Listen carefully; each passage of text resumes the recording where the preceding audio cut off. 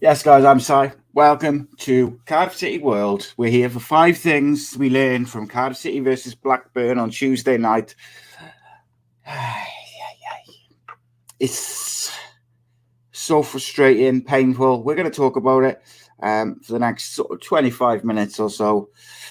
Break down some of the bits and pieces. I would like the people watching, if you could just tell me that you can definitely hear me and stuff like that, because my cats, I don't know if you'll be able to see, but they ate through my headphones. There we go. Beautiful. Thanks for that, kittens. So I don't have any earphones at the moment. Mine are upstairs. My other ones are upstairs, so I'll have to get in a second for when I go live with Rodri, because otherwise I won't be able to hear him. But we are here. We're going to talk about Cardiff Blackburn. dear. Cardiff City failed to score again. Obviously a problem. And we'll delve into it a little bit. There was a few positives. And as you guys know, I'm always brutally honest with my analysis, my assessment of what I see and stuff like that. However, I will try and also pick out some positives because, we don't want to just be negative all the time. It'd be easy to pick out some negatives, but that doesn't mean there will not be any criticism, because there definitely will be. Number one on the list, and they're in no particular order, it's just 5 things, basically.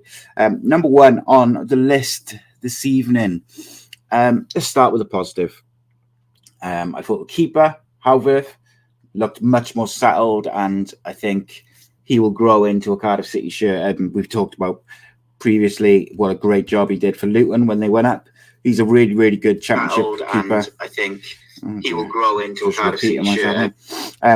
He's definitely, I think, a good signing. And look, I do feel for Alnwick, because I don't think he would have been dropped, or certainly didn't deserve to be dropped. However, obviously with an injury, we had to bring in Howverth. And I'm glad we've got Howverth, because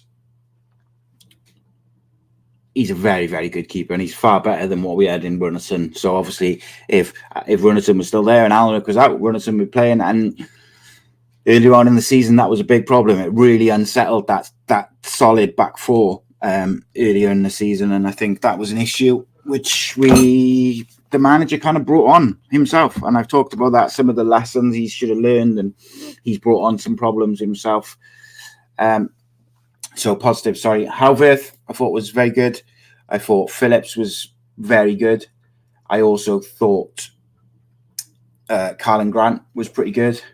And I thought Ruben Colwill was very good, actually. I thought he was very good. Apart from that, look, there's a few issues. I cannot, for the life of me, understand the constant selection of Atete, the constant selection of Wintle over Turnbull. Like, as you will all know, like looking, who watch my content and watch the Cardiff City World, I've been very vocal since the moment we signed Turnbull. I was super excited. He's a very talented footballer. He's aggressive. He's good on the ball. All the things we needed alongside Siopis. And I was thrilled. As you all remember, I said, he's going to bring the best out of Siopis. It's going to enable us to get to the ball to Colwill in the right areas. And it's frustrating. He continually picks Wintle. And look, one thing Romeo as well had a very good game. Yeah, you're right there. One thing I'm going to talk about Ryan Wintle a bit more in a minute, because there is something real negative down the stadium at the moment. And it's difficult, because I think a lot of that negativity is self-inflicted. A lot of it's got to fall on the shoulders of the manager. As I've said before, I still believe that Errol Bullitt can be the guy for Cardiff for the next couple of years. However, that doesn't mean he's devoid of criticism, and where it's fair. And also, he has to adapt and learn, and at the moment, it feels like maybe he's not. Number 2, the fullbacks. I thought Jamal Collins was solid again. And I think he's shown a lot of character, because he took a lot of criticism recently. And I think he obviously got that goal the other week. But I think ultimately he's really pushed on. And I think coming back from that injury was always going to be a process. And I think Has he got weaknesses in his game? Yeah, of course he has. Does he look a little bit flustered on the ball? Yeah, he does. But I think overall he does a good job, and I think he shows a lot of character. And I think Romeo, I spoke with Derek Brazil at the start of the season, and we kind of pontificated about the possibility of moving Romeo alongside Siopis, or actually I think it was before we had Siopis, and using him as a CDM and that kind of defensive midfielder, because he's so calm and he's so good on the ball. And I thought Romeo, for someone who has really not played a lot, I thought he stepped up, and I thought he was better again. He'll only improve as he plays more games. So that's good. I just want to see them getting forward and overlapping. Number 3. This is kind of not about the game, but what's come out after the game. Some of the comments from the manager are concerning, but not in a like, oh my God, he's going to walk or he's going to get sacked kind of way. More of like a, right, we need the Cardiff City Stadium. We need the atmosphere to be better. We need the atmosphere to be less anxious, dare I say, less toxic, to get behind the players, to help them get through this very ropey, what feels like a never-ending ropey patch. So to do that, you need the fans on side. And I saw one comment kind of intimating that maybe the reason that we haven't scored at home is because of anxiety caused by the crowd and this and that. And I thought that's just ridiculous, because the crowd is frustrated because of how we're setting up at home and how we are playing at home. I said last week, I think it was, just set them up a bit more attacking at home, be really aggressive and just be attacking. If we lose 4-3, the fans will accept that, because there's a bit of intent there and a bit of aggression there. The crowds are down at home, especially, I know it was a midweek game, but it's frustrating. And then another comment today from the manager about about Carlin Grant from Errol Bullitt, saying the reasons why he won't play him in through the middle, because if we put crosses in, he's not big and we won't win the high balls. Well, we don't win the high balls anyway, and we don't put crosses in. But my point with Grant is, if you play him through the middle, he will try and get behind defences. Not always possible, because defences drop deep, but most teams will try and beat Cardiff. Certainly while it's at 0-0. And if Grant tries to get in behind, it creates space for Colwill to create, and it also would enable you to move Bowler to the left and play more as a traditional winger instead of this godforsaken inverted wingers where everything gets congested into the middle. The other thing with it is Colwill, as mentioned before, is not a traditional number 10 in terms of his stature and size. He's a big, big boy. So if you need like a big striker to play alongside Grant, Colwell's close enough to him that he can do a bit of hold up, he can do flick-ons, he can do things to get Grant in behind. You have to utilise the tools that are at your disposal. And for me, at the moment, Jeju is not doing it for whatever reason. Maybe he hasn't settled. He's only been here a couple of weeks. I would say, like I said before, I think his touch under pressure is excellent, but he's not offering a great deal other than that. And I also think he looks like someone who needs a goal, Jeju, and maybe we'll see a better version of him. Atete, I said in January, he should have gone on loan, played week in, week out for a League One side so he could strengthen up, because he's a big boy. He's shown that he's got technical ability to do some special things in tight spaces, but he's got to do better in terms of like staying on his feet and like just moaning at the ref, constantly falling over. He's a strong young lad. He should be able to have a bit of strength, and I'm surprised that no one within the club has worked with him and done more strength and conditioning and more work on how to shield the ball and stay on his feet under pressure and stuff like that. Number 3, Ryan Wintle. Ryan Wintle is a really interesting conundrum overall for the manager, for the fans, for the team. I think at the moment he's become an easy target because he's like the kind of like the focal point of fans feeling like the manager's picking the wrong side and Wintle kind of seems to be the one always retains his place. But in amongst that, he's put in a couple of really good performances. Not massively recent. There was one the other week he was very good. I think it was the Watford game. And he's relatively consistent, but he's not going to be the guy who's dictating play from deep, or he's certainly not a number 10, and he's not going to create much. He works hard. He can do the basics, but... And he does, like Reece has just said in the comments, he does the dirty work. His set-piece delivery is not great.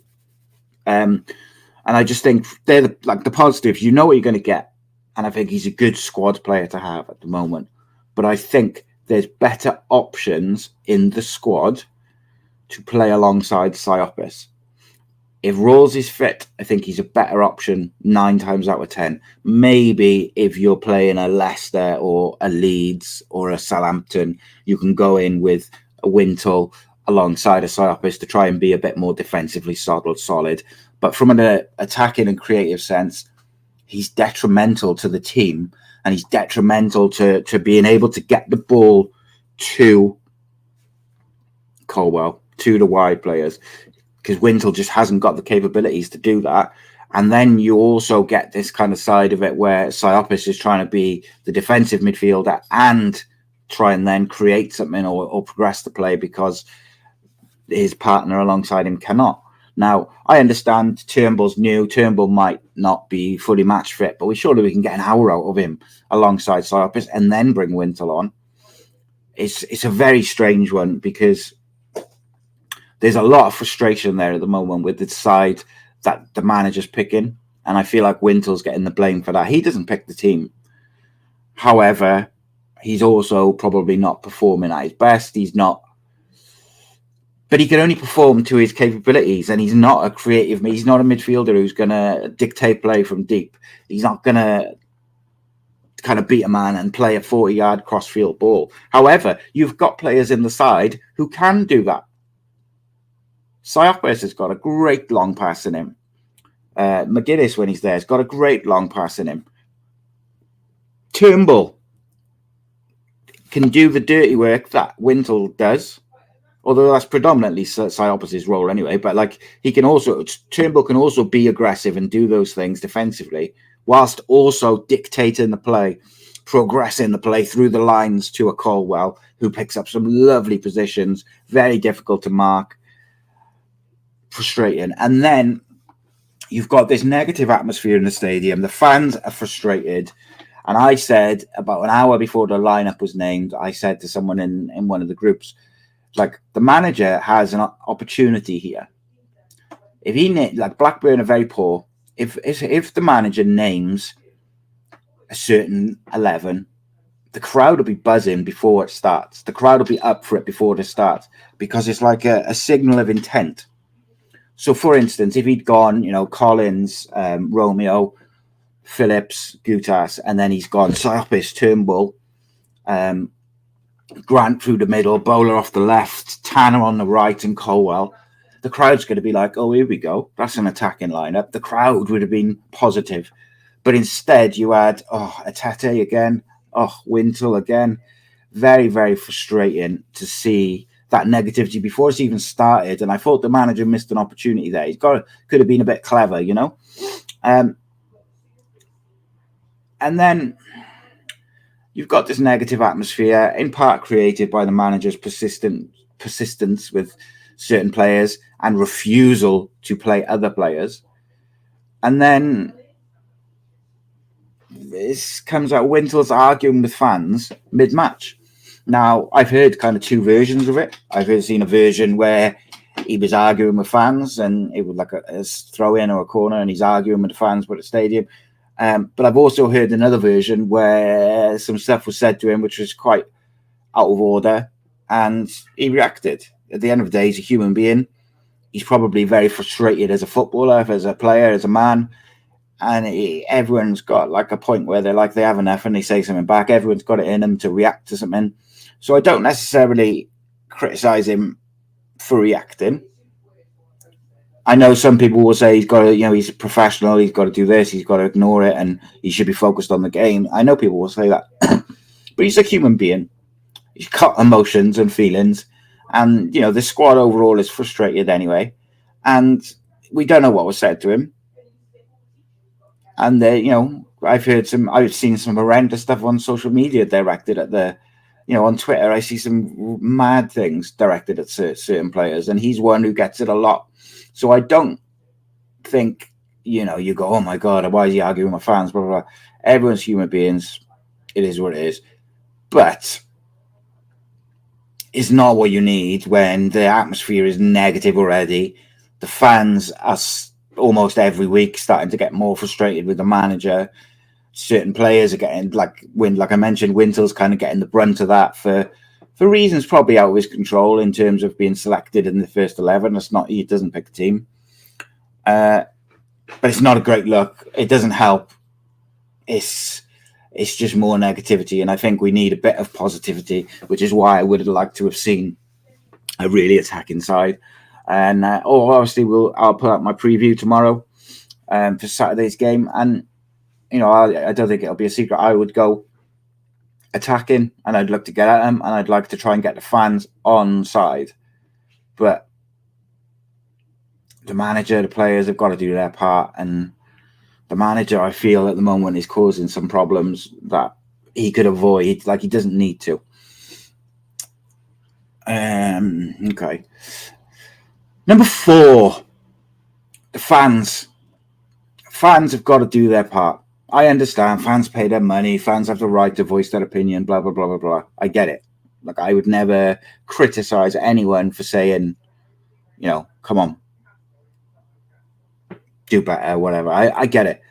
But the crowds, the atmosphere, the negative atmosphere, the toxic atmosphere, the moaning, the groaning at every misplaced pass, the criticism, the frustration, it doesn't help the players, doesn't help the team. It creates more anxiety, more frustration. What we need to do, we need to look at it for what it is.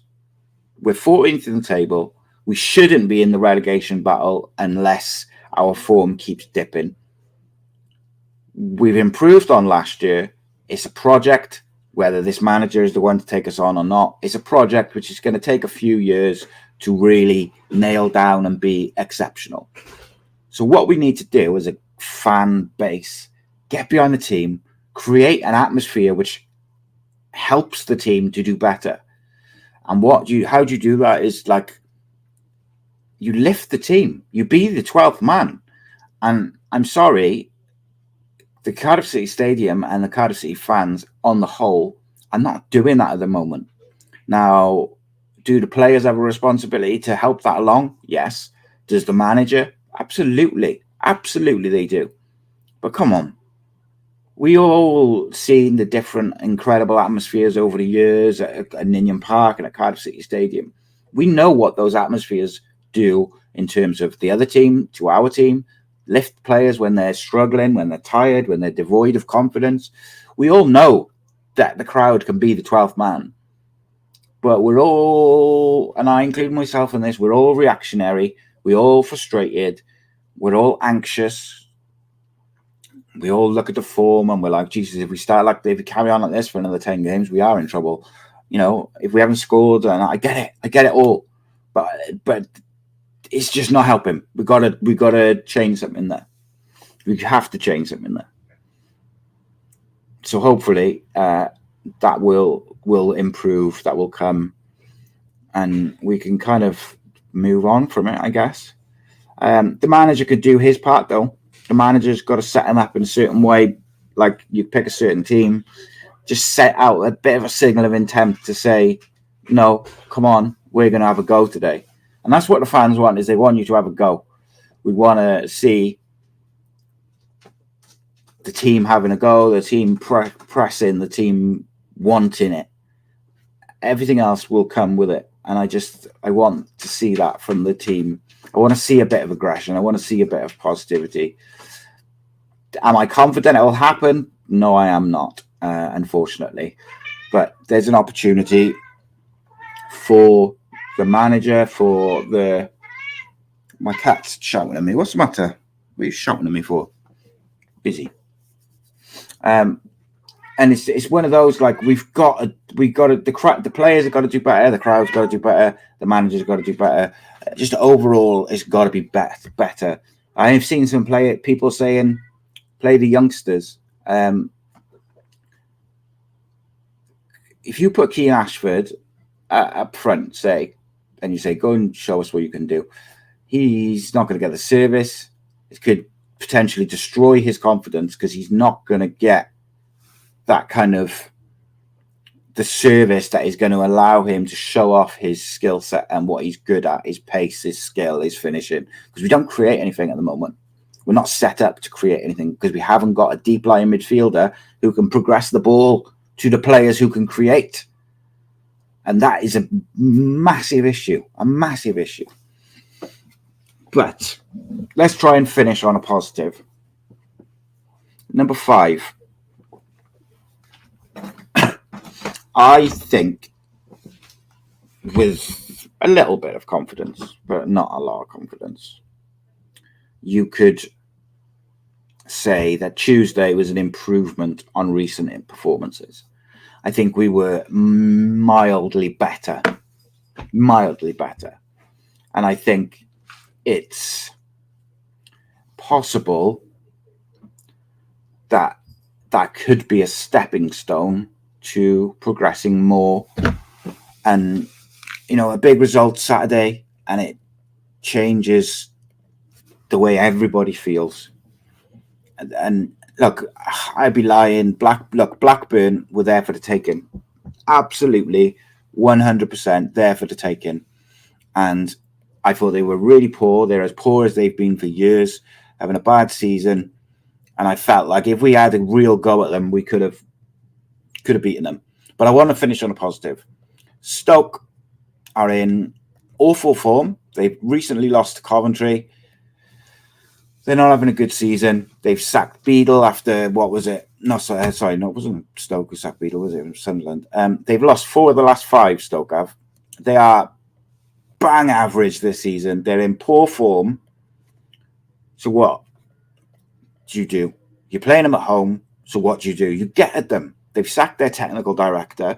They're falling apart off the field and on the field. So don't let them settle on Saturday. Get at them. Pick an attacking 11.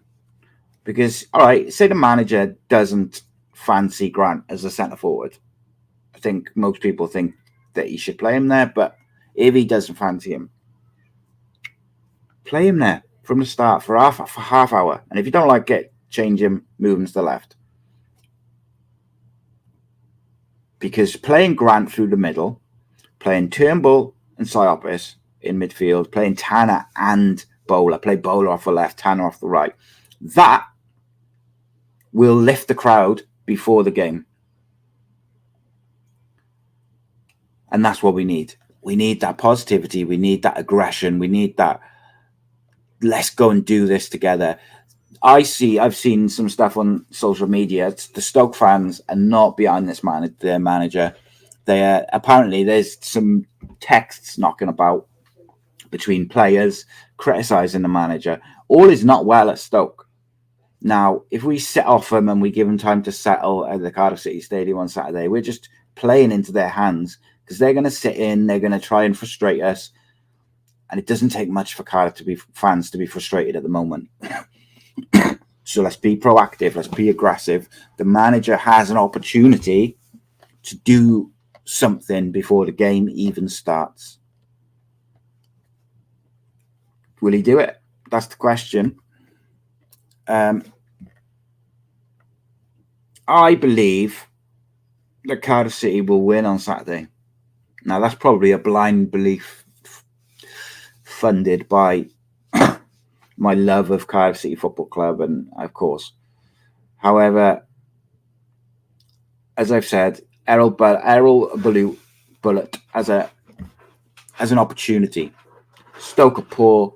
Stoke have got problems on the pitch, in the changing rooms, and away as well. So let's stick together as a fan base. Let's stick together as a club, and let's get at them and go and win convincingly. Ruben Corwell is banging form. My biggest worry with Ruben Corwell is that the manager is going to rotate him on Saturday. because every time he's got momentum and a couple of good performances, he's been rotated out. Now, my hope is that because Ramsey's not there and Robinson is injured, who else do you put there? Surely at home he's not going to play Ryan Wintle at number 10. He might play Turnbull there, which would be the most frustrating thing in the world ever. But I just got a feeling that he's done it a few times this season with Colwill. So fingers crossed that's not the case. Tomorrow night I'll be back on the Cardiff City World to do the preview for the Stoke game. Going to really go into depth with that. I'm hoping to get my little analysis tool out and really show some aspects of where I think Cardiff can get at Stoke and can progress and actually improve a lot. So it's going to be a slightly longer one tomorrow, the preview. I'm over on Ace Podcast Nation now with Rodri Giggs for the weekly show. So come and join us, please, over there. YouTube.com/Ace Podcast Nation. So make sure you subscribe to the Cardiff City World. Like, share, subscribe, all that thing. Pass it, spread the word. It's a growing fan channel. We have, in the 3 weeks, I think it is, we've been going, or 2 weeks, 2 or 3 weeks, we've been going the Cardiff City World. Every week we have gained subscribers. It's growing slowly, but it's growing. So keep spreading the word. 7 days a week, Cardiff City content. What more do you want? And most of all, if you'd like to become a member of Ace Podcast Nation, which basically keeps everything going and funds Cardiff City World as a bit of a passion project, it's patreon.com/Ace Podcast Nation. Literally the price of a cup of coffee for a whole host of rewards and exclusive content. And most of all, you get early access to tickets and obviously the next live event, 10th of May, with cult hero Willie Boland up in Pontypridd. So please do join us. And hopefully we'll be announcing another one soon as well. But being a member, being a patron is what basically allows us to do everything and keep going. Stick together, be good. See you on Ace Podcast Nation in about 5 to 10 minutes. Nice one.